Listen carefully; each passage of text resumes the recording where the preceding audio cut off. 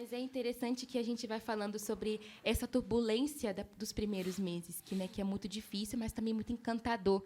Porque a gente fala que também no campo você decide amar. Você tem que decidir amar o povo. Nós não decidimos amar um espaço geográfico. Nós decidimos amar o povo albanês, do jeitinho que eles são. Tem as suas falhas? Tem, com certeza. Como todos têm.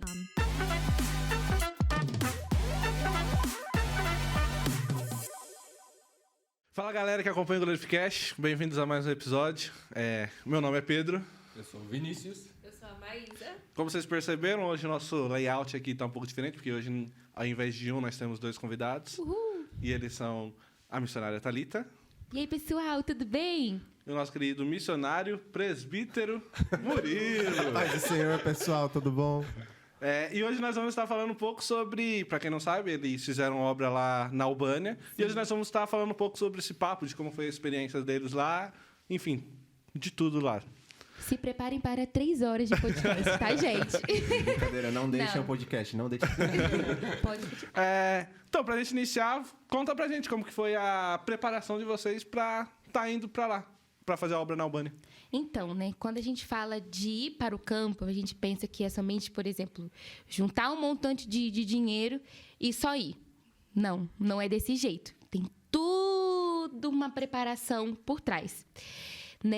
Quando a gente soube do Projeto Albânia, na verdade, nós nem éramos casados, nem namorados éramos ainda. Murilo foi no ano de 2018, né? Final do ano de 2018. Murilo nós estávamos na Escola de Missões das Assembleias de Deus.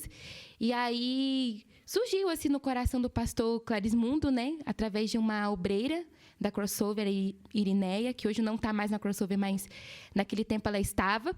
E aí falando da urgência, da necessidade que existia de missionários ali na Albânia.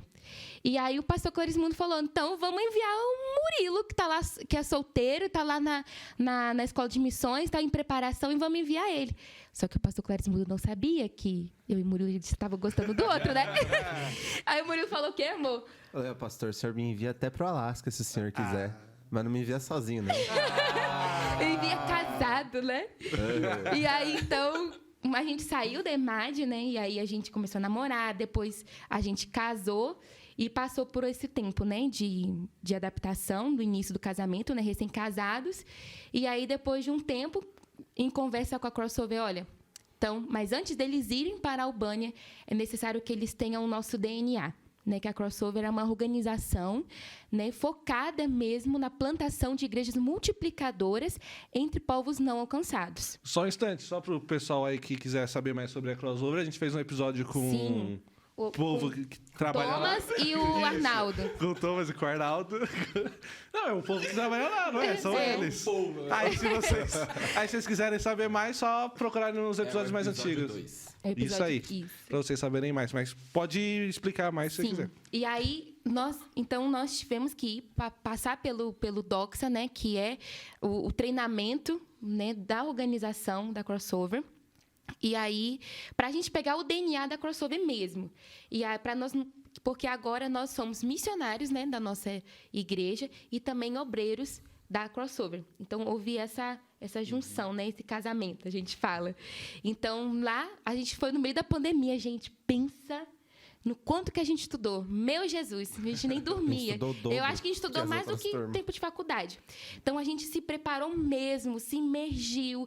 Era pesquisa, era o dia inteiro, praticamente de segunda a domingo, estudando, se focando, se preparando, conversando com outros obreiros, alinhando perspectivas. Então, assim, foi realmente um intensivão. Então, assim, a gente aprendeu muito. A gente falou, caramba, dá vontade de sair contar para todo mundo tudo que a gente está aprendendo aqui, que é algo glorioso. A gente ouvir mesmo de obreiros que estão lá no outro lado do mundo, experiências gloriosas daquilo que o Senhor está fazendo entre os povos não alcançados. A gente, aqui que a gente fica na nossa igreja local, a gente fica às vezes, numa bolha, a gente nem imagina. A gente, todos os dias, né, como obreiros, a gente recebe mensagens de diversas partes do mundo, de ver pessoas sendo batizadas, vendo pessoas sendo salvas, igrejas sendo plantadas. Então, assim, a obra do que o Senhor está fazendo no mundo, gente, é algo gigantesco. E aí, eu e o Murilo, a gente começou a imergir mesmo nesse contexto, né, nessa realidade. E aí, a gente saiu, né, do Doxa, a gente, né, terminou o curso de preparatório, e aí passamos um pouco do tempo aqui, e depois já seguimos para a Albânia. Então, antes de ir, é toda uma preparação financeira, psicológica, emocional e também de perspectivas de estratégia. Porque você não vai lá só por ir. Você tem que ter uma estratégia, um foco, um objetivo, né, e um tempo determinado de quanto que isso aqui vai acontecer. Porque só ir por ir não dá, né? E antes até de vocês irem, vocês foram, né, para algumas bases missionárias nossas também. Sim. Nós fomos, né? Pode contar, amor. Senão eu vou falar. Só eu vou falar aqui, gente. Que eu falo muito. Bahia, nós fomos para Bolívia. E nós fomos para a Argentina também no treinamento da EMAD. Foi o nosso primeiro estágio transcultural. E é interessante tudo isso. A gente tem um preparo financeiro, mas tem um preparo que ele é missiológico e antropológico. Sim. Porque você tem que entender de missiologia, você tem que entender o que você está indo fazer lá, por que você está indo fazer o que você está fazendo, como você vai fazer isso, e você tem que aprender a como entender o outro povo. Para você sair do seu país naturalmente já é todo um planejamento. Eu acho que para missões ainda é um pouquinho mais, porque vai exigir que você entenda muitas coisas. Também, antes da gente ir, a gente tem que fazer toda uma preparação de pesquisas, né? Toda a questão da burocracia para você entrar no país da maneira certa. E estando dentro do país já, a gente vai fazer uma meio que missão de reconhecimento, que a gente chama de RECON, que a gente vai caçar sobre todos os tipos de assuntos em todas as áreas dentro da sociedade. Então, a gente faz realmente uma pesquisa bem extensa, entendendo todas as coisas, o que a gente pode fazer, o que a gente não pode fazer, como funciona. Porque quando você compreende melhor assuntos genéricos, ou, aliás, gerais, melhor dizendo, como, por exemplo, economia, política, cultura, entre outras coisas dentro do país, você entende mais a cabeça do povo. E é isso que a gente precisa entender quando a gente vai para lá, a cabeça do povo, como ele pensa. Como é que ele vê o mundo, né? E é tão interessante porque, se fosse para os planos, né, nós teríamos ido para a Albânia muito antes de 2021. Mas era necessário a gente passar por toda a bagagem, primeiro para o sertão da Bahia, para passarmos pela Bolívia, por passarmos esse tempo aqui, conhecendo até mais todos os irmãos das congregações também que tem o nosso coração, todos, né? Então, a gente começou a conhecer mais os irmãos da igreja no geral. E isso foi essencial para a gente. Então, toda essa preparação, ela é extremamente necessária. Tem gente que fala, um pouco demorada, mas para você fazer um trabalho bem feito, você precisa se preparar mesmo. Então, e até é interessante que a gente pensa, né, que a preparação e as estratégias, elas só terminam depois quando você é enviado, não precisa mais, por exemplo. Mas não. É ali que começa mesmo. É que começa mesmo. Então, quando nós estávamos no campo, nós, além do alinhamento estratégico que tínhamos com a Crossover e com a igreja, além do alinhamento financeiro, emocional, todo o suporte que tínhamos, e também vale ressaltar também que lá na Albânia nós não estávamos sozinhos, né? Na verdade, nós fomos auxiliar um trabalho já existente que já tinha da Crossover ali, com os obreiros Hugo e Talvânio e seus filhos, Amós e Noemi. Então, nós tínhamos lá uma família de obreiros que estava ali já esperando por nós. E aí, então é isso. E aí, né, nesse contexto nosso lá de campo, quando a gente estava assim, gente, não estava bem, porque o emocional às vezes grita, principalmente no choque cultural. Então, a gente tinha todo um apoio psicológico, né? Da Crossover. Sim. Então, a gente conversava. E nós temos também mentores, que é um casal que nos auxilia, que são são mais maduros na fé, que tem toda uma bagagem, uma experiência, que também nos ajuda a passar também pelas dificuldades, né, no campo e tudo mais. Então, olha o que a gente pode ver, que a gente está na linha de frente, né? Mas por trás da gente, há muita gente segurando a corda. é a igreja, são os irmãos, é a crossover, são os obreiros que nos auxiliam. Então, a gente não vai sozinho. O Senhor vai estar conosco e também vários irmãos que estão junto com a gente. Quanto mais ajuda, melhor, né? Eu lembro quando a gente chegou na Albânia, tinha irmãos que mandavam mensagem: olha, eu orei por você, eu fiz um propósito de estar jejuando pela vida de vocês, a gente lembra de vocês. As igrejas mandavam: a gente ama vocês e tal, e tudo isso é muito importante. A Almaden, quando mandou aquele vídeo pra gente, a gente ficou tão assim, nossa, a gente nem imaginava. Queríamos receber um carinho desse, porque às vezes o campo é solitário. Às vezes você está ali no contexto e principalmente no início, que você não tem ainda muitos contatos. Então, às vezes você vê, por exemplo, lá no Instagram, você vê o pessoal tudo lá, vamos pro culto, e a realidade sua lá é totalmente diferente. Então você fica, nossa, que saudade. E aí receber esse carinho, olha, nós não nos esquecemos de vocês. Aí eu falo, uau, e dá um ânimo, né? Dá um gás na gente para a gente continuar caminhando mais uma milha. Então, o papel, essa preparação toda, esse amadurecimento também que o obreiro tem que ter, também de perceber, olha, campo é campo, né? A sua igreja local, você está em uma outra realidade, você deve se preparar para essa realidade. Então, tem que existir esse amadurecimento, toda essa preparação, que é essencial para o obreiro não voltar machucado também, para voltar saudável. Eu achei até engraçado que a gente ouviu, nossa, Thalita e Murilo, a gente pensa que vocês voltariam assim, né? Mais cansado, e vocês voltaram tão felizes, mas é todo o quê? Toda uma bagagem suporte, de preparação e suporte que tínhamos. Porque sem isso, seria muito diferente. Seria muito diferente. Então, a gente tem até um casal de amigos, a gente até brinca, né? Que isso não acontece na nossa igreja. Mas a gente fala que, para muitas igrejas, missionário bom é missionário morto, né? Que tem que chegar na igreja com roupa rasgada, em cima de um cipó, assim, que é o Tarzan, é o Indiana Jones da igreja, chegando, porque eu subi em cima de crocodilos e foi mordido por sei lá quem, nananã. Então, parece que para ser realmente a missão, você precisa padecer, você precisa mendigar, você precisa dizer que você não está bem. E não é assim, gente. Missionário, obreiro, é gente como qualquer um.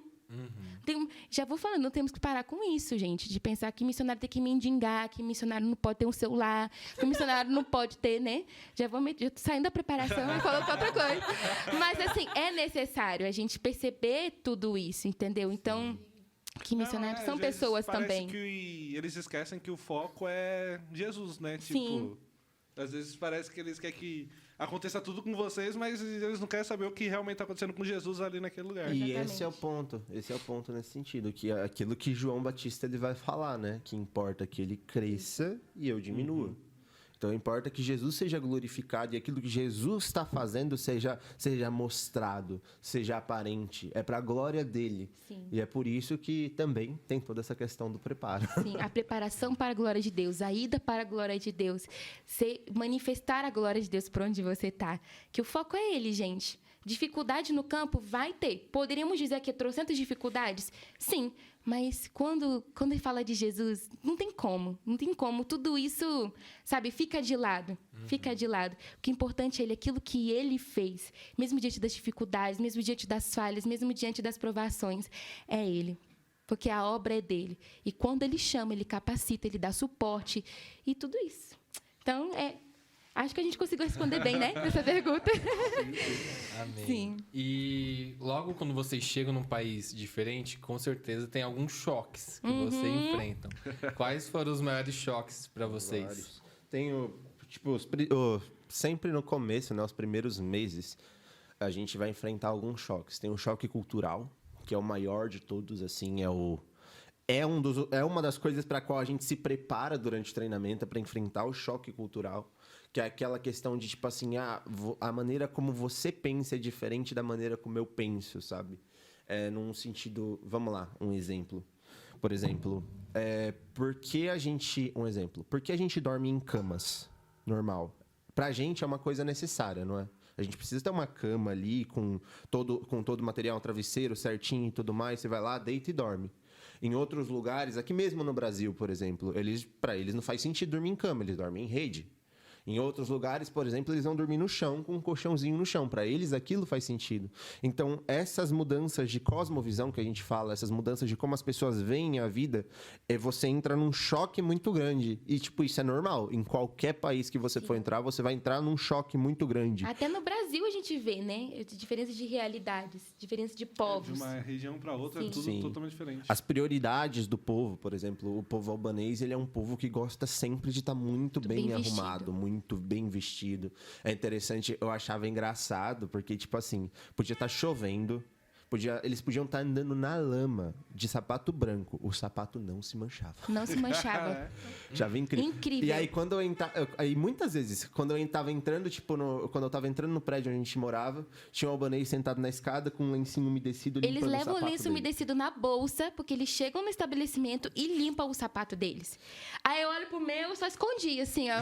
Não é uma cultura nossa, entendeu? E isso pode até parecer uma coisa pequena, mas somado a várias coisas, se torna um negócio muito grande. E a nossa própria mente, ela vai entender, poxa, eu não sou daqui, eu não pertenço a esse lugar. Não falam... Tem um choque linguístico, né? Não falam a minha língua. Gente, foi o primeiro muito engraçado. dia, quando você chega, parece que você tá ouvindo um monte de zumbido, assim. Você fala, é o que eu te falo, parece um monte de língua estranha que eu não entendo aqui, sabe? Aleluia, Deus. A gente já chega no aeroporto, com aquele monte de gente falando albanês e pá. E aí eu falava, meu Deus. Aí a gente começa a ficar meio zonzo, né? Porque ninguém fala a sua língua. Ninguém fala a sua língua. E eu tinha já levado a minha colinha em inglês também, né? Porque aí eu conseguia nos orientar. Mas, assim, para mim, o choque linguístico foi um dos piores.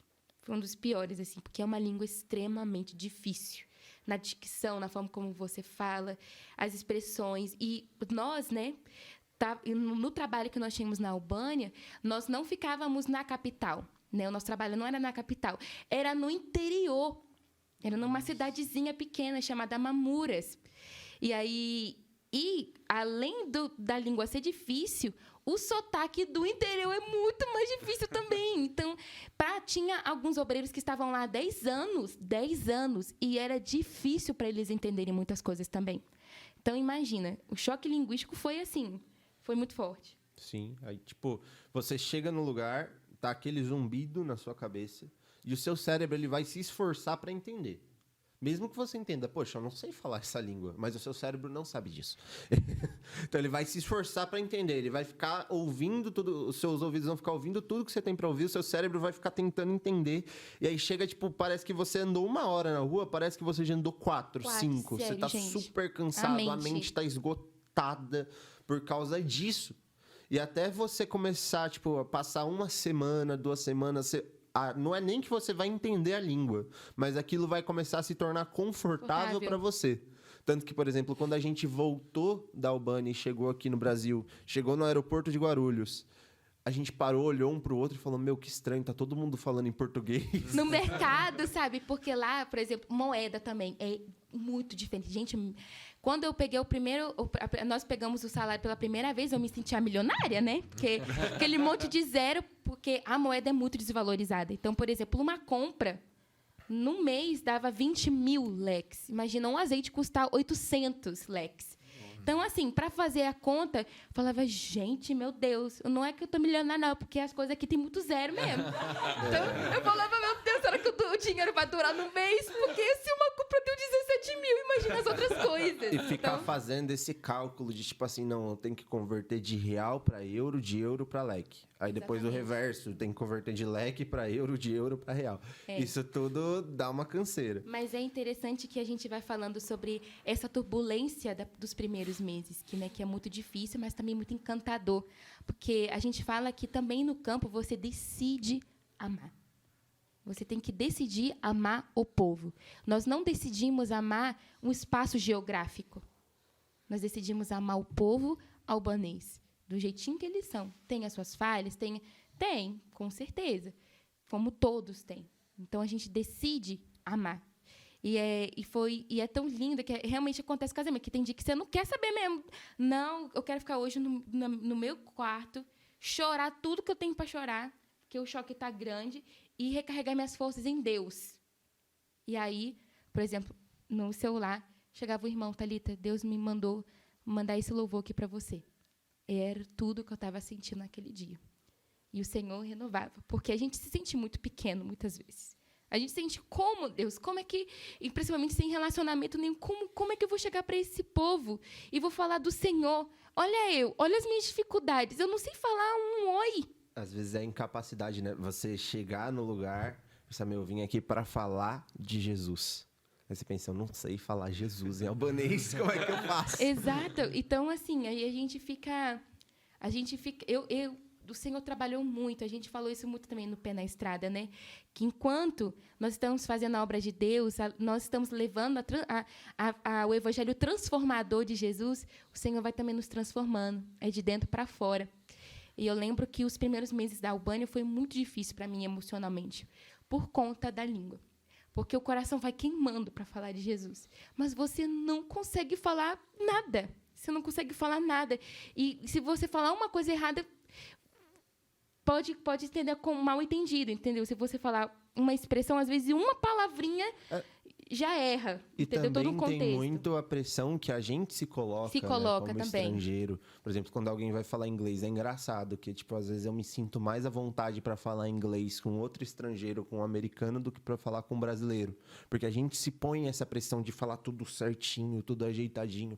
E o estrangeiro, ele vai entender... A primeira coisa que o estrangeiro vai entender sobre você é o quê? Que você é um estrangeiro. Então, tipo, lá na Albânia, o albanês vai olhar pra mim e vai falar, não, ele não é daqui, ele é de outro lugar. Ele vai perguntar de onde eu sou, e daí ele vai começar a relevar algumas coisas, entendeu? Vai entender quanto tempo eu tô lá, quanto da língua eu falo e tudo mais. Mas, tipo... Isso, até a gente entender isso, até a gente respirar e aprender como funciona essa questão, é bem puxado. Eu lembro, aí nos primeiros meses do curso, a gente começou a fazer o curso de albanês. Gente, e assim, as professoras aqui são muito boazinhas, viu? De verdade. Aí de lá, eu tinha até medo de responder na frente de todo mundo, então eu já fazia a minha cola, estava chegando perto de mim para falar, para responder em albanês, eu já fazia a minha cola, então já estava tudo pronto para eu conseguir falar, porque os professores lá não têm muita paciência para esperar você pensar, organizar a frase da forma correta. E aí eu lembro que estava muito puxado o curso, e aí a gente estava trabalhando, né, também em Mamuras, e a gente depois ia para o trabalho, e a minha cabeça ficava assim, gigante, e eu falava, não, eu não presto para poder aprender essa língua. Não vai dar certo, eu não vou aprender. Aí eu lembro que, no dia de manhã, que era antes de ir para o curso, mas eu chorava. Eu falei, amor, eu não estou com força para ir hoje. Eu não estou bem para ir hoje. Eu não conseguia nem olhar para a cara da professora por vergonha de falar o albanês, de falar errado o albanês. Olha isso, gente. A gente, às vezes, também dá uma brecha, assim, também, né? Até para o inimigo, para poder tentar nos abater. Porque nós estávamos, assim, pouquíssimos meses, nós estávamos o quê? Aprendendo. Então, a gente tem que passar por esse processo de aprendizado. Pode ser, Flávio? Não, só trocando de assunto rapidinho, depois a gente volta mais para essa de cultura, só porque a gente está nesse tópico aí. Quanto tempo demorou para vocês se sentirem, não adaptados, assim, confortáveis em conversar com eles, assim, sair todo esse sentimento que vocês estavam tendo? 8 meses?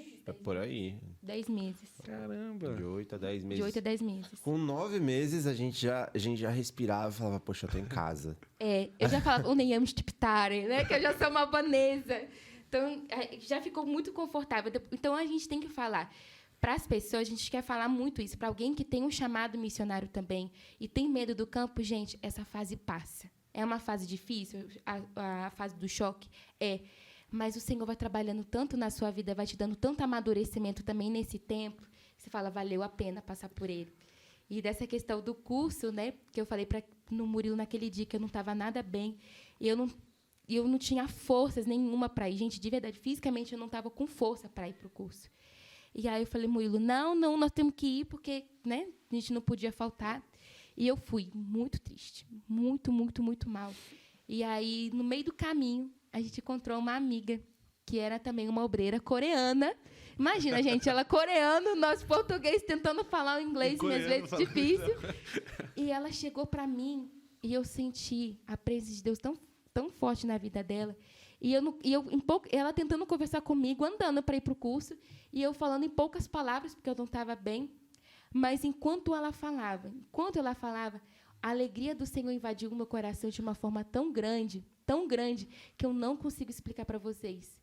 E toda aquela tristeza que eu estava assistindo naquele dia foi embora imediatamente. Que Deus usou uma serva coreana para poder vir falar comigo e dizer, Thalita, eu te chamei e eu vou te capacitar. Você vai conseguir aprender essa língua. E depois de alguns meses, tinha algumas pessoas que falavam, como? Como é que você consegue entender tão bem a língua? Tinha até obreiros que já estavam anos no país. Eu falava, Thalita, você está entendendo muito rápido as coisas. E o louvor, a gente começava a louvar. Vocês estão indo muito bem. Eu falei, é para a glória de Deus, é o Senhor que tem capacitado, porque se fosse por nós mesmos, nós não conseguiríamos. Então, a gente vê o poder de Deus se aperfeiçoando na nossa fraqueza também. Sim. Amém. E é interessante, igual você tinha perguntado, né? Quais foram os choques que cada um passou. A Thalita passou por esse linguístico. Eu acho o choque, ele vem e às vezes ele é engraçado, né? Eu acho o choque engraçado. Eu gosto muito de estar em outros contextos, de estar em outros países. Todo lugar que eu vou visitar, eu não quero sair mais de lá. Tanto que, tipo assim, Deus falou pra gente que era o tempo da gente voltar da Albânia, mas eu voltei muito contrariado. Eu passava, olhava pro povo, eu não quero voltar, Deus, eu não quero voltar, Deus. Deus falava, precisa, Murilo, precisa. Eu falei, tá bom, Deus. Mas eu voltei muito contrariado. Então, o choque cultural ele não foi tão grande pra mim, até porque eu não sei porquê. Eu conversava com outros obreiros que estavam lá há mais tempo, mas eu sentia alguma coisa na cultura albanesa que me lembrava muito da cultura brasileira. Eu não sei o que é até hoje, mas talvez a maneira como eles tratavam a família, o jeito mais caloroso deles agirem, deles serem. Mas aquilo me deixou muito confortável para enfrentar o choque cultural. O choque linguístico eu também não tive muito problema. O meu maior problema de choque assim, foi o tempo. Primeiro, jet lag, né, que você pega quando você passa de um fuso horário para outro fuso horário. Que, tipo, por exemplo, quando aqui é meia-noite, lá é 5 da manhã. E, tipo, quando é 2 horas da tarde aqui, lá era o quê? Lá era 10? 7. Lá era 7. Isso. Então, tipo, você dava 5 horas da manhã, eu acordava. Falava, caramba, eu tô sem sono nenhum. Aí, tipo, dava 2 horas da manhã. Dava 2 horas. Dava 2 horas da tarde, que era o horário que eu estaria acordando aqui no Brasil, eu tava morrendo de sono. Sim. Eu tava morrendo de sono. Aí chegava no... Inverno isso. Também, né? E aí depois que passa esse período do jet lag, aí chega o inverno. Na realidade, começa as estações. Que é interessante que lá as estações elas funcionam de fato. Mesmo. Assim. Aqui existem duas, né? O calor e o frio. Ou em São Paulo, que é todos em um dia só, né? Funcionam todos num dia só. Mas lá, tipo, elas têm um período delas e segue direitinho. Verão é verão, primavera é primavera, outono é outono e inverno é inverno. Só que aí, tipo, no verão, quando a gente chegou, isso é muito bom chegar num país, tipo, na Europa, assim, nesses lugares, é bom você chegar no verão, porque você não aguenta o inverno. Uhum. Você tem que se preparar com o que você vai ter lá pra você poder resistir ao inverno. Tanto que, tipo, a gente chegou no verão, ficamos verão... Não, a gente chegou no verão, né? Verão, outono e inverno, isso. A gente chegou no verão, ficamos o verão e o outono inteiro se preparando, se ajeitando, comprando o que precisava comprar pra resistir ao inverno. E, tipo, no verão, amanhecia, sei lá, 5:30 da manhã, o sol tava na sua cara, assim. E, tipo, você tava dormindo e o sol acordava assim, oi, eu estou aqui. E, tipo, anoitecia 9 horas da noite. 9 horas da noite, imagina, 9 horas da noite tá claro. Você olhava, tipo, meu, não é possível que seja esse horário. E aí até aí tranquilo, né? Porque a gente é de um clima mais tropical, a gente resiste ao verão bem. Mas quando chegou o inverno, que era frio, chegava, tipo, o máximo que a gente pegou foi menos 7 graus. Que, tipo, o lugar onde a gente morava era bem no meio da Albânia. E, tipo, o extremo sul, ele é mais quente, mas ele também é mais frio. Ele neva. E o extremo norte, ele fica ilhado de neve. Tipo, o povo lá, o povo que vive lá, eles têm que se acostumar a fazer provisão, assim. É tipo, não, vou comprar aqui, vou estocar alimento, porque quando chegar a neve, não vai ter como ter transporte de caminhão para abastecer o supermercado. Então, a gente tava num lugar muito bom nesse sentido, que, tipo, era bem ameno. Mas, mesmo assim, era muito frio. E nem era tanto frio, principalmente. Mas o horário. Porque lá, tipo, começava a amanhecer mais ou menos umas 6:30, 7 horas. E 3 horas da tarde anoitecia. De verdade. Tipo assim, você fala, 3 horas já era de noite, tipo, olha, sei lá, pro céu, 8 horas da noite. Era daquele jeito às 3 da tarde. E aí, tipo, chegava 8 horas da noite e já parecia pro meu organismo que era de madrugada. E era aquela mesma questão. Você já acordava, meu Deus do céu, o que tá acontecendo? Já é de noite, meu dia. Também, né? E o horário de trabalho vai fazer assim. No nosso trabalho lá em Mamures, então a gente tinha que, em todas as estações, praticamente, nós tínhamos que mudar o horário por conta disso, porque o povo, nesse horário, dorme. Porque esse horário fecha a casa por conta do frio. Então, a gente, assim, em 3 meses, nós estava tudo mudando as estratégias. Vocês podem falar com que vocês trabalhavam lá? Ou... Então, nós tínhamos... Eu e o Murilo, depois de um tempo... Nós também, ali, nós entramos com uma fundação. Entramos como voluntários, né? Ali no país, o visto. Então, eu e o Murilo dávamos aula de violão. A gente entrou como professor voluntário. Como professor voluntário. Então, dávamos aula básica de violão e também a gente auxiliava também com o trabalho com infantos juvenis, que era muito forte lá, porque o albanês, como a cultura albanesa, a história da Albânia é muito triste. Somente realmente foi denominada a Coreia na Europa, a Coreia do Norte na Europa, que foi realmente a história. Você ouviu os mais velhos falarem, é um contexto muito triste. Até hoje, na Albânia, muitos dos prédios que existem lá são do tempo do comunismo. Nem acabados são na fachada, tudo de tijolo, entendeu? No centro, assim. Então, o albanês, ele quer o melhor para os filhos dele. O que eles nunca puderam ter, eles querem dar para os filhos. Então, trazer cursos, por exemplo, como de violão, trazer trabalhos para os infantos juvenis, além de chamar as crianças, chama muitos pais, porque eles estão vendo que estamos investindo e acreditando nos filhos deles. Então, a gente trabalhava com isso, também dávamos aulas de informática para alguns filhos de obreiros ali, que também atuavam no homeschooling. Então, a gente fazia tudo de muito um pouco, né? E o principal, o nosso maior foco, que era realmente levar a glória de Deus e fazer o nome de Jesus conhecido por onde ele ainda não é conhecido. Amém. Então, é incrível, é incrível. Dá uma saudade muito grande quando a gente vai falando com vocês de todo esse contexto tão difícil, mas maravilhoso. Maravilhoso. Amém. E, Murilo e Thalita, a cultura de um país pode influenciar na forma do evangelismo? Com certeza. Com certeza. Na realidade, é uma das coisas que a gente tem que entender plenamente, não, porque a gente não vai entender plenamente, mas o máximo que a gente puder entender é como aquele povo pensa. Essa é a cultura, né? Como o povo pensa, como ele age, quais são as perguntas que essa cultura tem. A gente fala que, quando a gente vai estudar sobre missiologia, ela é muito ligada à antropologia. Tanto que, tipo, os primeiros antropólogos foram missionários. Os primeiros antropólogos que eles iam fazer missões, e lá eles começavam a estudar sobre o povo. O que o povo ele entende sobre morte? O que o povo entende sobre nascimento? O que o povo entende sobre Deus? E a partir disso eles faziam as pesquisas que hoje são as autoridades do ramo da antropologia mais antiga, né? E a gente diz na missiologia que o evangelho ele é supracultural, o que significa que ele está acima de qualquer cultura. Então, tipo, a minha cultura não é o evangelho e ela não pode ser passada como o evangelho. Ele está acima da minha cultura e ele tem resposta para os problemas, para as perguntas que a minha cultura traz. E cada cultura vai trazer uma pergunta diferente.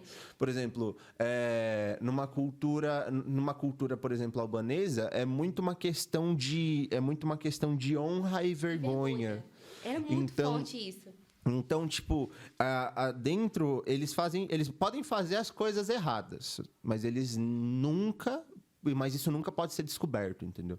Tipo, eles podem fazer as coisas erradas, mas eles vão se esforçar para ser honrados. E até você ser amigo de um albanês, ele nunca vai dizer, por exemplo, a gente sempre chegava, era muito difícil as pessoas dizerem igual a gente, hoje eu não estou muito bem, eu estou passando por isso na minha família. A gente, brasileiro, é muito aberto, né? Muito emotivo, e a gente fala mesmo das coisas que a gente está passando. E o albanês, não. Ele vai fazer de tudo para mostrar para você que ele tem uma vida, entendeu? Polida. A família é uma família polida. Tanto que quando uma mulher, por exemplo, vinha até mim, e a Talvânia, né, que é a missionária que tem toda, né, uma experiência lá, essas mulheres vinham contar algumas dificuldades que ela estava passando. Eu falei, uau, então quer dizer que ela está confiando na gente. Então, era muito mais do que contar uma dificuldade. E eles vinham e falavam, orem por mim. Então, eles começaram a ver que eles podiam confiar na gente. Entendeu? Então, isso é muito interessante. E é interessante também que a pregação do evangelho lá, ela é relacionamento. Relacionamento. Não tem como você abordar um albanês na rua, falar de 5 minutos para ele de Jesus, entregar um panfleto e o cara virou crente. Não funciona assim. Primeiro porque eles não têm nenhuma noção do que é o cristianismo, do que é Jesus, assim. Missões, por exemplo, era uma palavra que a gente não utilizava lá, missionários. Mas lá era muito mais num sentido que, tipo, para eles não fazia sentido nenhum. Eles não sabiam o que era isso, sabe? Tipo, teve uma mulher católica que veio falar, que tipo, perguntou, quem é Jesus pra você? A Thalita e a missionária, a Talvânia, ela tinha perguntado, quem é Jesus pra você? Ela puxou um santinho do bolso assim e falou, esse é Jesus pra mim. O padre falou que esse é Jesus. Desculpa cortar, mas a religião predominante lá era o catolicismo? Não. Era o islamismo. Era o islamismo. Tanto que até a gente até falou do choque cultural, isso foi muito doido, assim. Porque uma coisa é você ouvir falar, outra coisa é você estar vivenciando, vendo. Então, por exemplo, a gente morava perto de uma mesquita. Então, todos os dias, 5 vezes ao dia, nós ouvíamos o chamado para eles, né, orarem, vamos dizer assim. E aí, eu falava para o Murilo que toda vez que tocava era o meu alarme para orar por eles, né? Então, eu falava, Senhor, revela, te apresenta pessoas a nós para a gente poder, né, ter um relacionamento e poder compartilhar da tua palavra. Então, porque o povo sabe, quando você vem falar com ele só por falar, né, assim, por interesse, ou porque você quer realmente se importa com ela, porque você quer ter uma amizade com ela e compartilhar aquilo que te salvou, a palavra, o evangelho que te salvou da morte para a vida. Então, é muito relacionamento. Sim. E esse relacionamento que, igual a Thalita falou, ele tem que ser genuíno. O albanês é da cultura dele. Se ele gosta de você, ele vai gastar tempo com você. Ele não tem problema. Por exemplo, eu conheci o Vinícius. Eu gostei do Vinícius. Eu quero conhecer mais sobre o Vinícius. Então, eu vou te chamar para tomar um café comigo. E a gente pode passar umas 4 horas conversando. O albanês tomava isso aqui de café em 5 horas. De verdade. E se ele gosta muito de você, o que ele faz? Ele não deixa você pagar a conta. Ele vai pagar a conta. Por quê? Para você se sentir obrigado a convidar ele de novo. De novo, para tomar café. E você pagar a conta para ele. E aí fica esse ciclo, entendeu? Não acaba. Exatamente. Então, tipo, para eles, o relacionamento sincero é a melhor estratégia para você. A pessoa morre, ele vai no cemitério. Pô, ficou me devendo um jantar, cara. Miserável. Não, até quando a pessoa morre, é tradição que você deixe um valor para as despesas da família. Caraca, que exagero. Então você paga o café no final também. E tem café. Tem café o tempo inteiro. Nós brasileiros tomamos albanês também ama tomar um cafezinho. E até nessa questão do enterro que a gente foi, né, na cerimônia, no funeral, era assim, mulher com mulher, sempre é assim lá. Nós tínhamos relacionamento, eu e a Talvânia tínhamos relacionamento com as mulheres e o Murilo com o homem. Então, com os homens. Então, assim, era tudo separado. Até no funeral, mulher de um lado e homem de outro. E mulher não é comum, assim, nessas questões mais fechadas, contexto mais islâmico do que católico, de cumprimentar, entendeu? De tocar no homem. Então, tudo é muito mais reservado. Então, assim, e a gente começou a perceber, a analisar, né, aquilo que o Murilo falou, de analisar a cultura, de analisar o povo. Eles são muito uma linguagem de amor de presentes. Eles amam presentear, que eles nunca vão deixar você sair da casa deles eles nunca vão te deixar de mão vazia. E é sempre bom quando você for dar alguma coisa. Então, o que eu fiz? Na primeira vez que eu fui visitar uma casa, eu levei um bolo de coco brasileiro, assim, para a mulher. E eu, assim, não sabia nada da língua, não sabia nada. Eu doida para falar de Jesus para aquela mulher. E aí eu levei um bolo de coco. Gente, só de entregar, a mulher ficou maravilhada. Falou, nossa, isso daqui é para mim. Falei, esse daqui é para você, especialmente para você. E aí ela, não, então entra aqui na minha casa. Então entra, pode entrar, vamos conversar. Então, já abriu o coração. Com uma atitude de entregar um bolo. E ali, na casa daquela mulher, ficamos, acho que umas 2 horas conversando com ela. E aí, eu assim, falando, meu Deus, eu quero falar da tua palavra, eu quero falar de ti, eu quero falar de ti. E ela deu um espaço. Porque a gente também tem que respeitar, né? Então, ela deu um espaço ali para a gente falar de Jesus para ela. E ela começou a fazer um estudo bíblico com a gente depois, assim. Legal.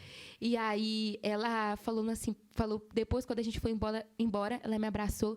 Ela falou assim, eu não sei porquê, mas você é muito diferente.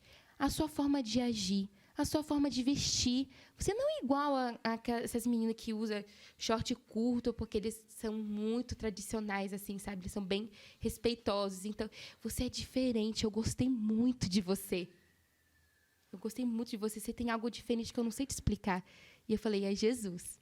O que eu tenho de diferente é Jesus. E, então, foi uma ponte ali para falar de Jesus para ela. E sabe, você falando disso, de como eles são amorosos, tudo, em outras conversas já que a gente teve antes, tira um preconceito que, pelo menos eu tinha, não sei se alguém aqui já teve, por conta de filmes que a gente assiste, da visão americana, de como o povo islâmico seria. Eu imaginava que eles seriam mais fechados, assim. Arma em casa já. Bom dia. Mesmo que eles tenham esse costume de ter armas, não sei, talvez. Mas não que eles seriam amorosos desse jeito, assim, receptivos. Não era uma coisa que eu imaginava, era um preconceito meu, que eu não achava que eles seriam assim. Desculpa, você terminou de falar? Não, terminei. Eles são muito amorosos, de um modo geral. Não é nem a questão por ser muçulmano ou por ser católico, por ser albanês. O albanês, ele é muito carinhoso, ele é muito amoroso. Se ele gosta de você, ele gosta de verdade. Tem a questão também, tipo, você não fere a honra de um albanês. Se você ferir a honra de um albanês, isso dá morte. Então, tipo, quando você... Super amorosos.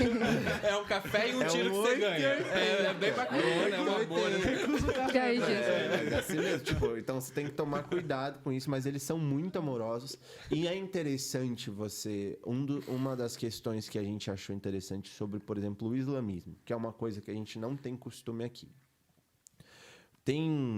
Como em qualquer outra religião, tem quem é de fato islâmico, tem aquele que é islâmico porque meus pais são islâmicos. Eles são muito de tradição também lá. Meu pai é, minha mãe é, você também. Mas é interessante. Como em qualquer maioria das religiões, né? Assim, Mas é interessante você ver uma devoção verdadeira, muitas das vezes, a algo que é falso. Então você vê e você pensa, pô, o cara ele acorda ele vai 5 vezes por dia orar. Ele faz um mês de jejum, faz um mês de jejum. Ele lê todo o livro dele. Ele tenta fazer obras de caridade. E tudo isso, na realidade, é um grande medo que ele tem de ir para o inferno.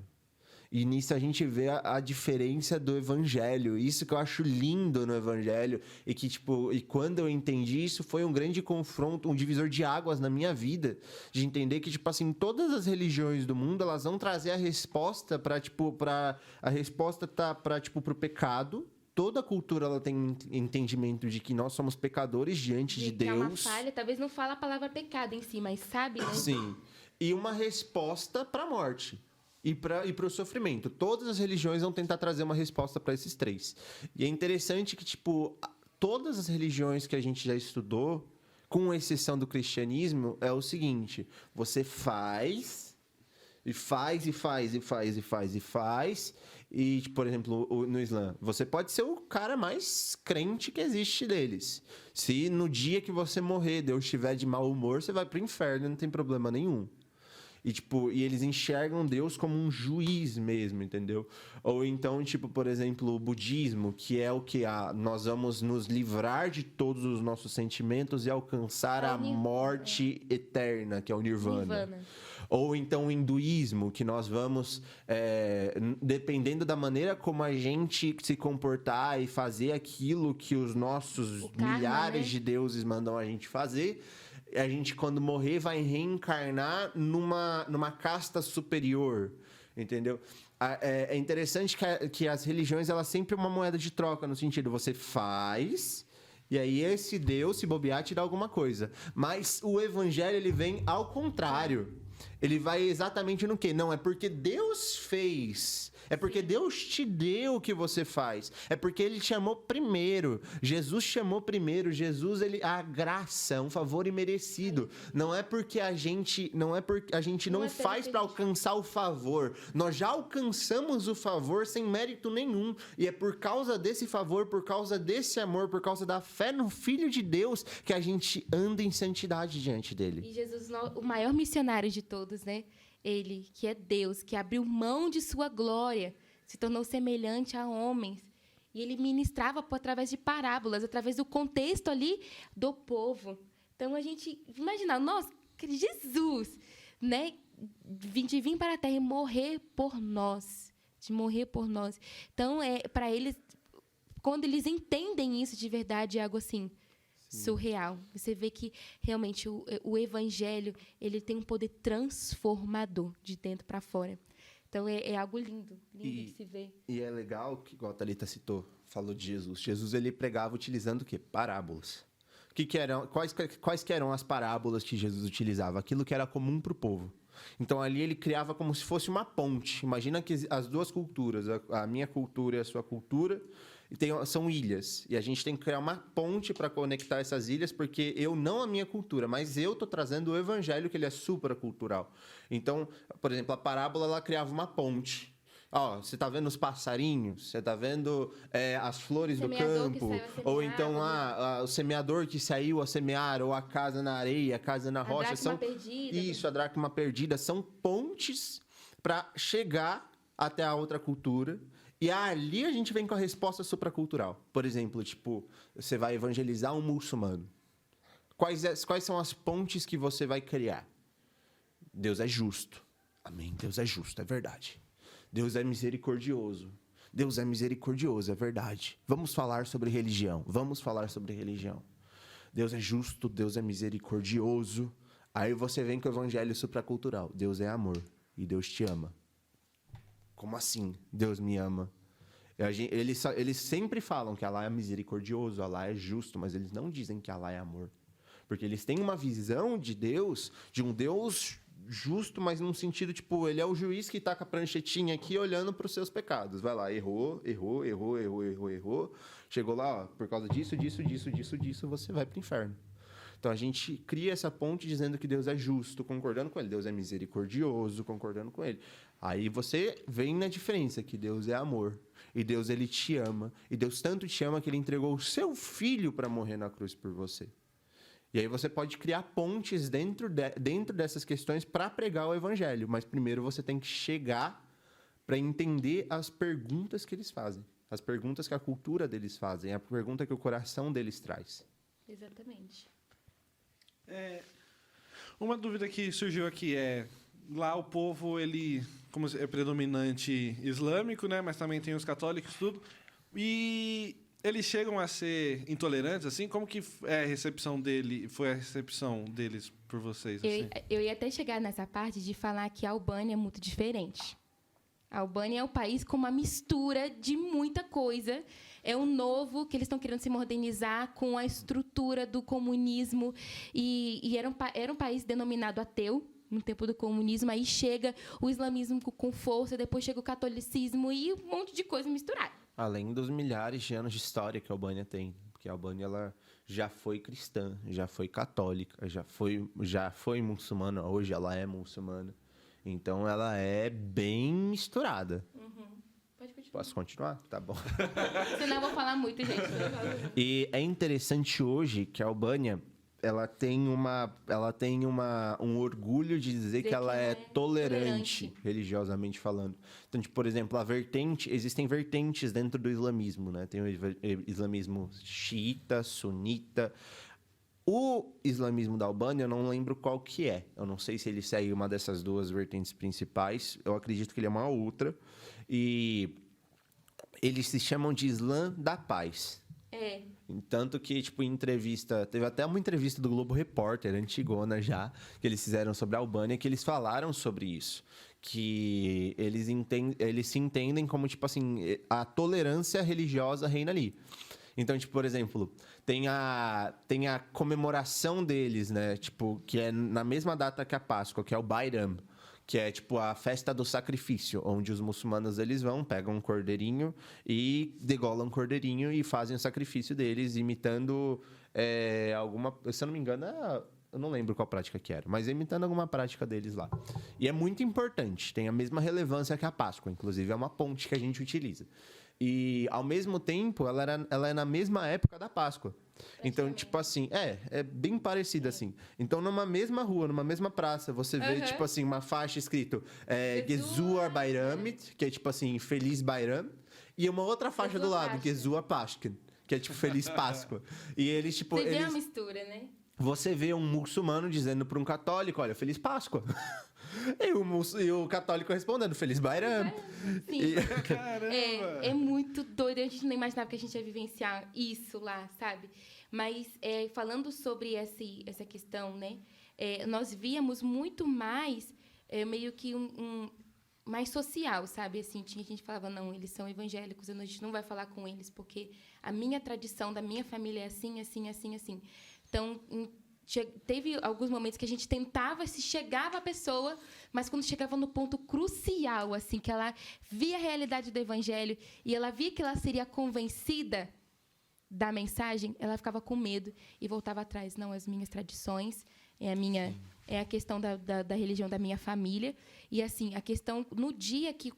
No mês do Ramadão, foi um mês muito difícil para a gente lá, porque muitos que se denominavam muçulmanos não ia mais para os trabalhos e tinha muita gente que chegava porque pela questão do jejum, né, alguns nem saliva engolem, né, no período do Ramadã ali, no período do jejum.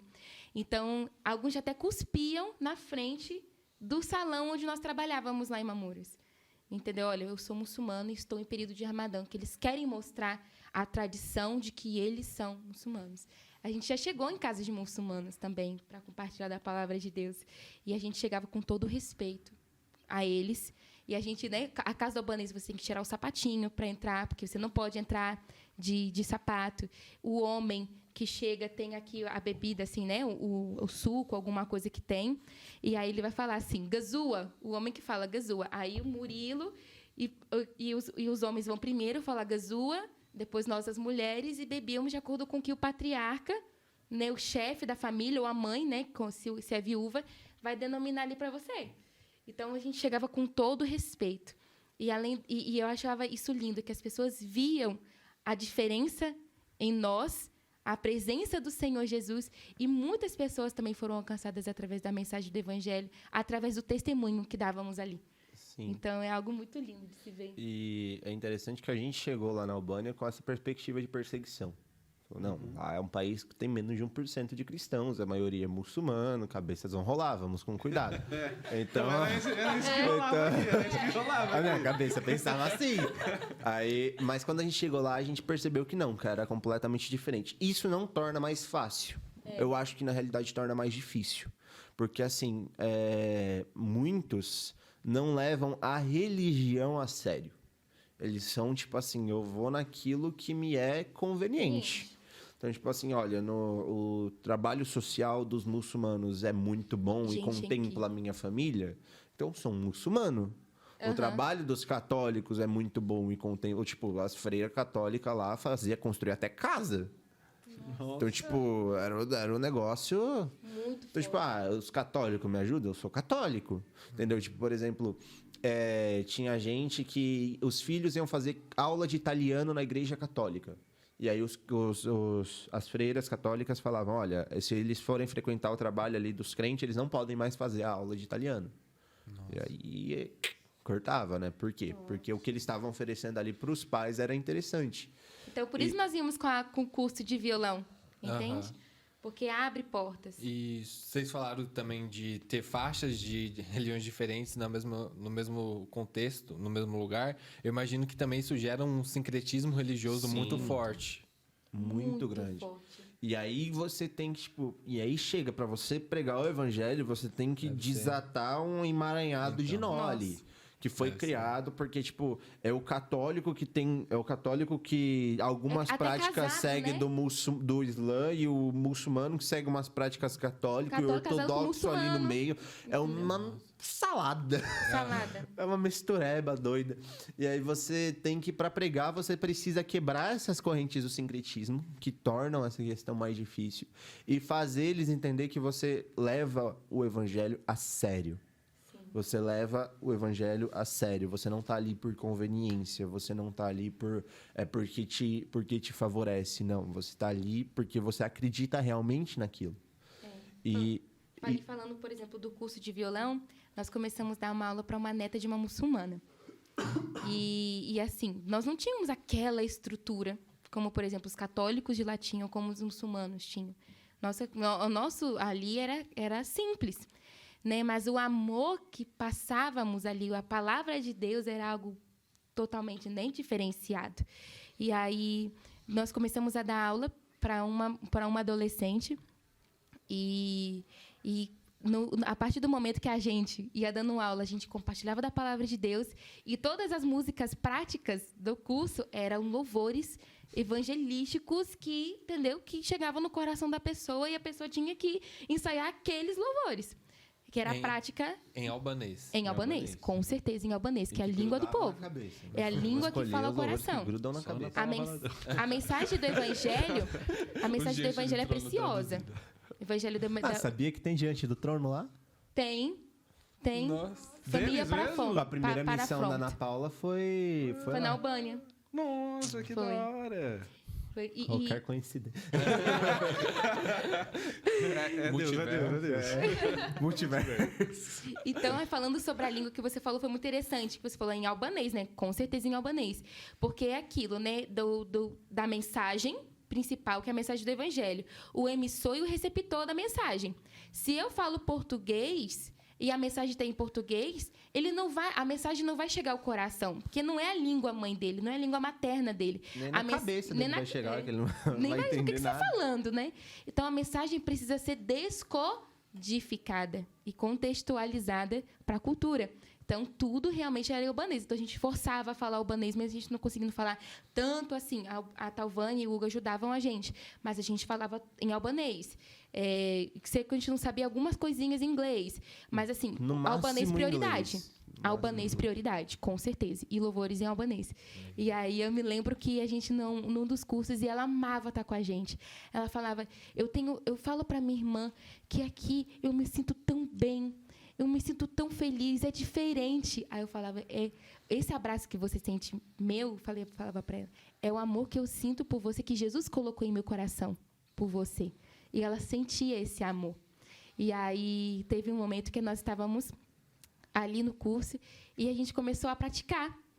E aí a gente começou a tocar um louvor muito lindo em albanês, que é mais ou menos assim: Shum força da shuri Vetem ti ozot mieb, veuna te adoroi.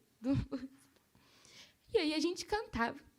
E eu lembro que enquanto a gente cantava, ela chorava. Ela chorava de um jeito que eu não consigo explicar para vocês. E albanês para chorar na sua frente é algo muito raro. Muito raro. Foi a primeira vez que eu tinha visto aquilo na minha vida. Né, ali naquele contexto. E eu amava aquela menina. Deus colocou um amor muito forte no meu coração por ela. E a minha maior alegria é ela ver salva, ver mesmo, sabe, entendendo quem é Jesus.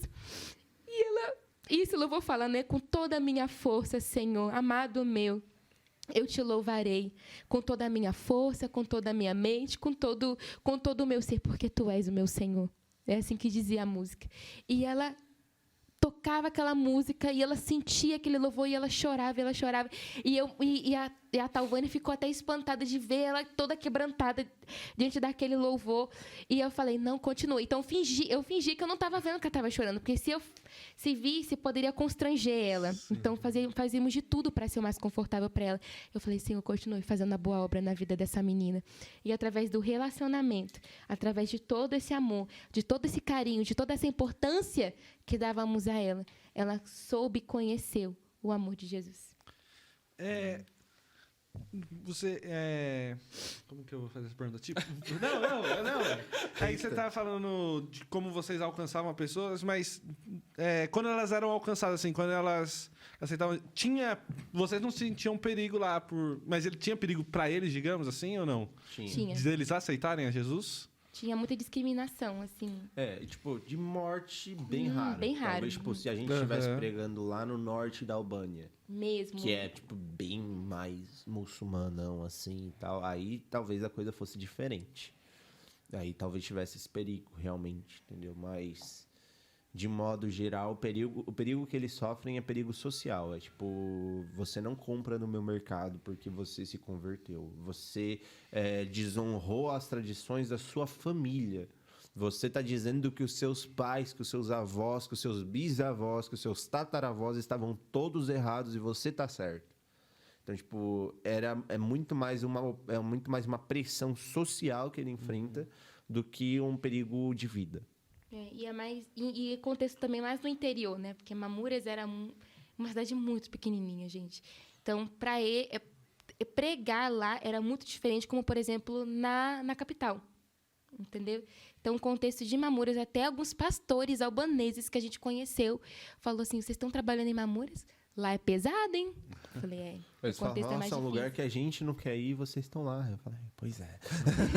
Pois é. E uma curiosidade. O trabalho de vocês, tipo, vocês davam aula de violão, né? Violino. E o trabalho com as crianças. Isso acontecia dentro da igreja? Dentro do salão. Dentro do salão? Sim. Entendi. Acontecia dentro do salão. Porque tinha que ser algo chamativo para a comunidade. Entendeu? Então, tinha lá o salão e todo sábado, toda terça, toda quarta, tínhamos nossos trabalhos com os infantos juvenis. E dava muito certo. Era algo muito especial. E todo mundo sabia, né? Se precisava de ajuda de alguma coisa, estávamos ali para auxiliar. É igual o pastor Josué lá em Serrinha. Pastor, estou precisando disso. Pastor, estou precisando daquilo. Eles viam isso lá com o Hugo, com a Talvânia. E também, né, consequentemente, com a gente ali com eles nesse tempo. Os dois são brasileiros? São brasileiros. E aí, acho que até uma pergunta, né? Falando sobre se tinha... Tinha brasileiros lá. Tinha. Muito?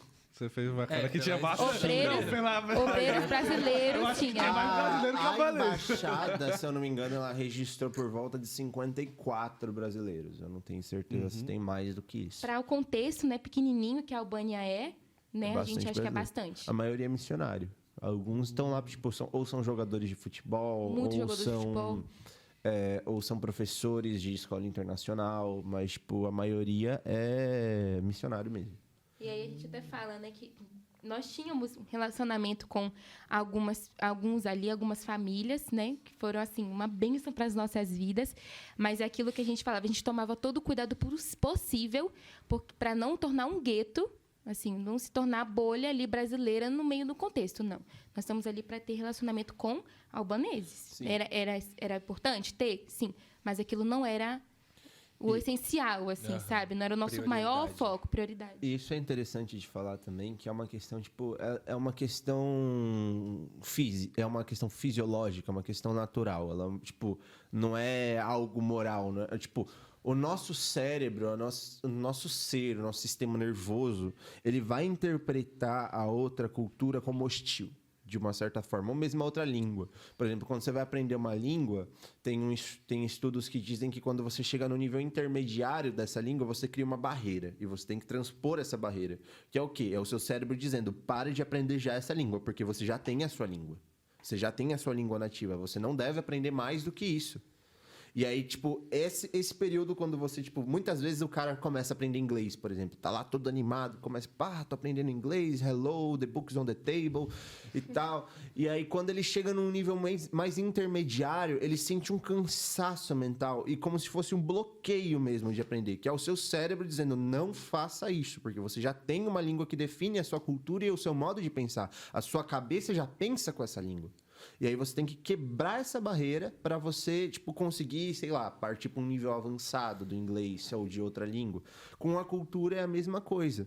Tipo, você vai aprendendo a cultura você vai aprendendo a cultura de um povo, você tem que criar uma estabilidade. Você não pode se aculturar demais. Tipo, não, agora eu sou albanês. Isso não existe. Você nunca vai ser albanês. Você sempre vai ser o estrangeiro. E se você se aculturar demais, você vai entrar num problema muito sério psicológico. Que é o quê? Você vai criar uma crise de identidade muito grande cultural dentro de você. Que é tipo assim, eu me aculturei tanto que hoje eu não me identifico mais com a minha cultura de origem, mas ao mesmo tempo eu sei que eu nunca vou ser da minha cultura de destino. Então, tipo assim, o cara ele se acultura tanto que ele não consegue mais voltar atrás, ele não consegue mais se sentir um brasileiro, mas ele sabe que para um albanês ele nunca vai ser um albanês. E aí você entra num vácuo entre esses dois que, tipo, faz muito mal para a sua própria saúde emocional. Então, você não pode se aculturar demais, mas, ao mesmo tempo, você não pode fazer aquilo que a Thalita falou. Quando a gente está com pessoas da nossa própria cultura, tipo, que a gente entende a nossa língua mais do que o nosso português, mas, tipo, aquilo que fala no nosso coração, a maneira como a gente pensa, é muito fácil a gente criar um gueto, e aí o evangelho ele vira meio que colonizador. Então, tipo, você vai pregar o evangelho, mas eu tô pregando o evangelho brasileiro. Eu quero quero plantar uma igreja brasileira entre o povo albanês. Você não tá pregando a palavra de Deus ali, por exemplo, nem no povo não alcançado. Não, você tá abrindo uma igreja brasileira num país diferente, geograficamente. O ideal é você, tipo, uma congregação. Exatamente, extensão. O ideal é você chegar num meio termo. É tipo assim, olha, igual, por exemplo, eu comia de tudo que tinha lá de albanês pra comer, tipo, de comida albanesa pra comer. Porque eu gosto dessas experiências. Eu gosto de experiências gastronômicas diferentes. Eu gosto de conversar na língua que eles conversam. Eu gosto de entender como eles pensam. Eu gosto muito disso. De me aculturar, de chegar junto, de entender uma outra cultura, de entender uma outra língua.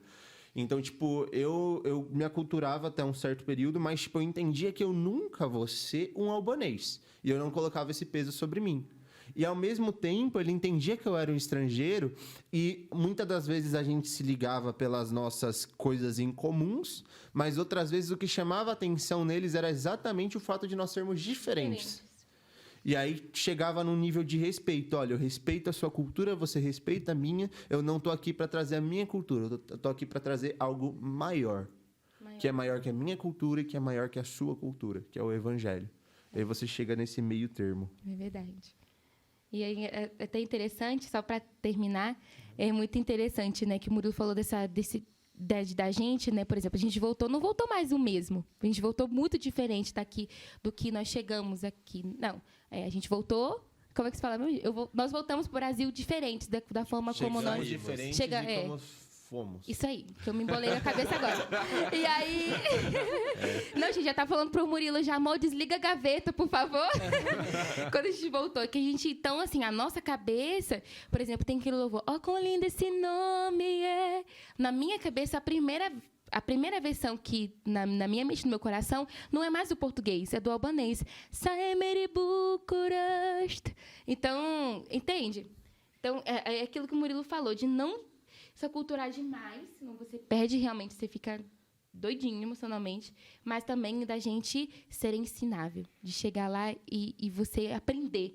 E eles amam, quando eles falam, nossa, vocês sabem o albanês, eles falavam pra gente, nós sabemos albanês. Então, a gente chegava também nas pessoas por causa disso. Que eles viam que a gente amava eles e que a gente queria aprender também. É chegar numa cultura diferente, ver que eles fazem as coisas diferentes no modo como você pensa, e não é por isso que eles estão errados.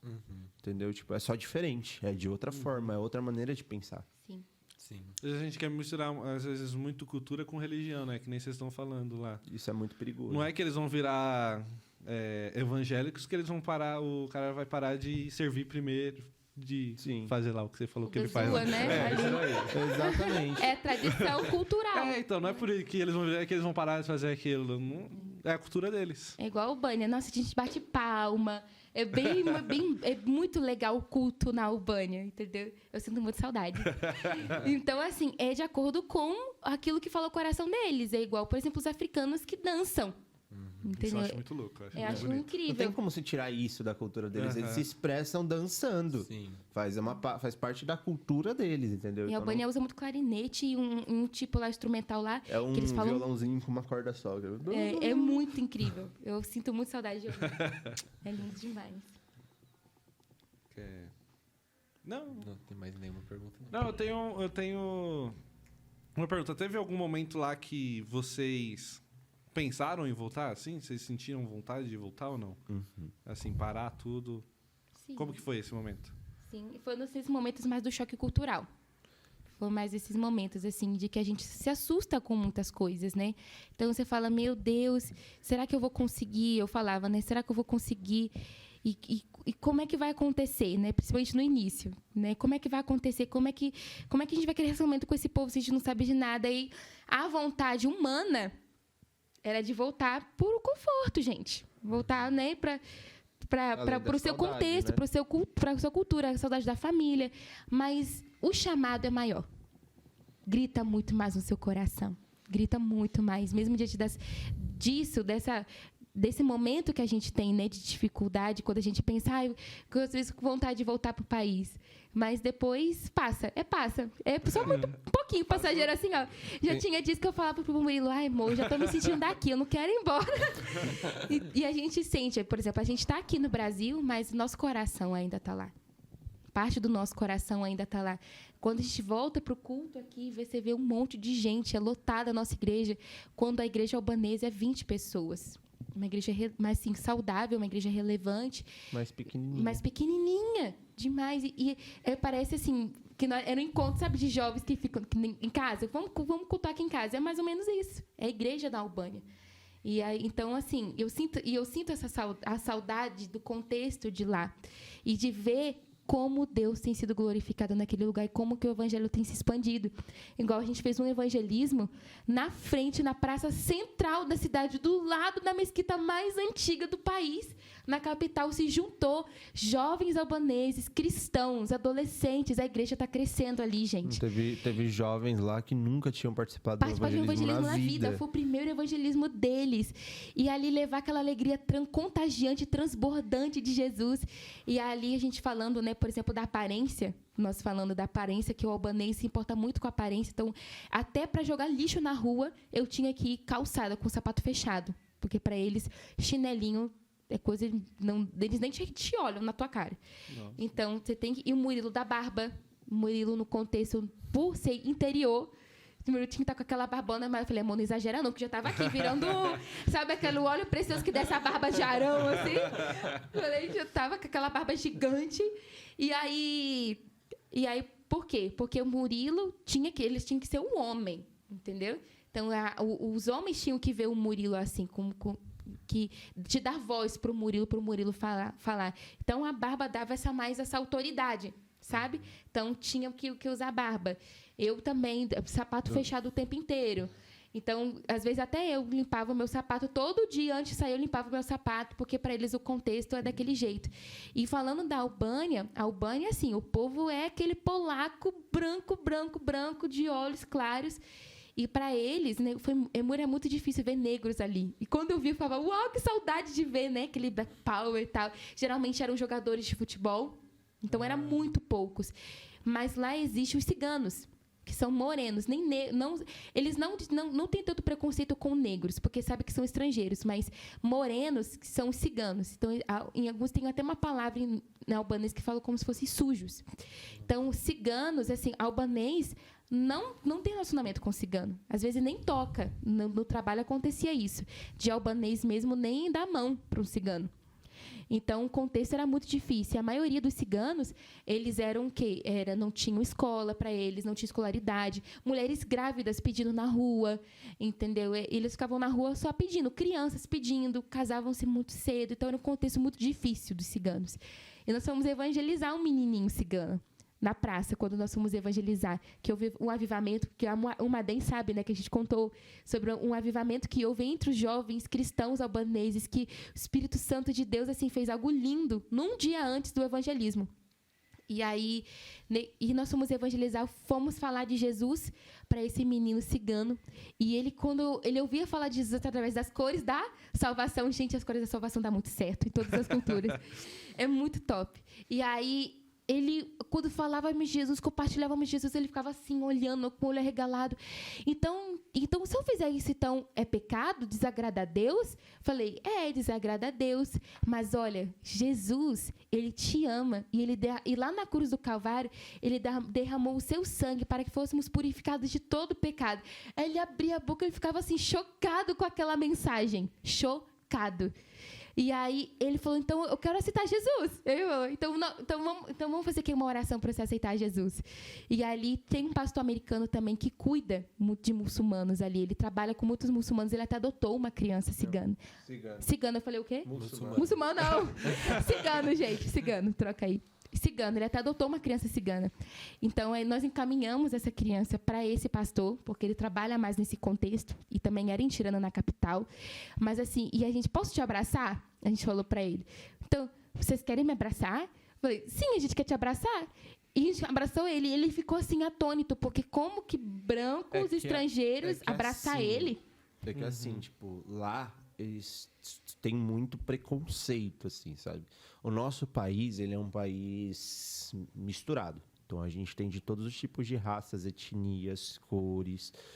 E a gente é acostumado a viver com isso. E a gente vive bem com isso. A gente ama essa diversidade. E a diversidade brasileira que traz muitas vezes é uma das formas como a gente consegue se lidar bem em outras culturas. Porque o nosso país, ele já tem essa diversidade dentro de si. A gente já cresce com essa diversidade. Então, tipo, não tem ninguém igual. E isso é muito bom. E a gente sabe lidar com isso. Lá, não. Então, tipo, lá todo mundo é igual e quem é diferente sofre preconceito. Ou é estrangeiro. O estrangeiro não sofre preconceito. Mas com os ciganos eram assim. E, tipo, pais de crianças não queriam que os filhos deles andassem junto com os filhos dos ciganos. Quando, tipo, se tinha crianças brincando na rua, na frente de comércio, que eram ciganas, os comerciantes mandavam o povo embora. E, tipo, então era muito forte isso e eles ficavam à margem da sociedade mesmo. O albanês não queria saber de se relacionar com o cigano. Sim. Então, quando a gente chegou no menino cigano, eles vendo que a gente era diferente, e entendendo, e a gente oferecendo, olha, eu posso te abraçar, aquilo quebrou dentro dele alguma coisa, entendeu? E ele falou, mas como assim? A minha vida inteira eu tô aqui olhando para baixo, eu tô aqui pedindo esmola, eu tô aqui com todo mundo passando, me olhando de cima para baixo, entendendo que eu sou diferente deles e que eu nunca vou chegar a ser como eles. E já esses daqui querem que eu abrace eles e aceitam que eu abrace eles. Isso quebrou dentro dele uma barreira. Tanto que quando ele foi abraçar o Murilo, ele pisou no pé do Murilo. E aí ele falou, desculpa, ele queria limpar o sapato do Murilo. E o Murilo falou, não, você não precisa fazer isso. E aí, com um abraço, a gente até falou, né? E a gente abraçava ele, aí de 5 em 5 minutos ele rodava, abraçava a gente de novo. Aí depois de 2 minutos, abraçava a gente de novo. Ele, posso abraçar de novo? Pode abraçar de novo. E eu posso abraçar de novo também nele? Pode abraçar. Então, ele sentiu o amor de Jesus. Que é algo que, pelo que eu vi, ele nunca tinha sentido antes algo assim. Então, imagina a barreira que foi quebrada ali, entendeu? Através da mensagem do Evangelho e também da gente ali abraçando ele, que para ele deve ter sido algo assim, impossível aos olhos humanos de acontecer. Sim. E eu acho que, para a gente finalizar, vocês têm alguma experiência assim, para contar para a gente, para quem está ouvindo, o que aconteceu com vocês lá? Vocês já contaram dessa experiência do evangelismo, mas tem alguma outra que vocês gostariam de contar pra gente? Rapaz, é um ano de experiências, né? É um ano de experiências, mas o mais interessante, as melhores experiências, é que é muito diferente, é aquilo que eu falei, é muito diferente do que a gente está acostumado. Tivemos experiências de libertação ali, com pessoas que caíram e a gente teve que orar por eles para Deus libertar. Mas as melhores experiências que a gente tem é de relacionamento, é de chegar um albanês e falar, você é o meu melhor amigo, você é diferente. Teve uma criança que falou isso pro Murilo, né? Você é meu melhor amigo. Teve uma criança que falou pra mim que eu era o melhor amigo dele. Ou então, tipo, embaixo do nosso prédio tinha uma pizzaria de um senhorzinho, o nome dele é Nico. E, tipo, a gente virou amigão, assim, sabe? E, tipo, e essa alegria e esse relacionamento e esse coração aberto e disposto são as melhores experiências que a gente tem. Porque o evangelho, ele é compartilhado através disso lá.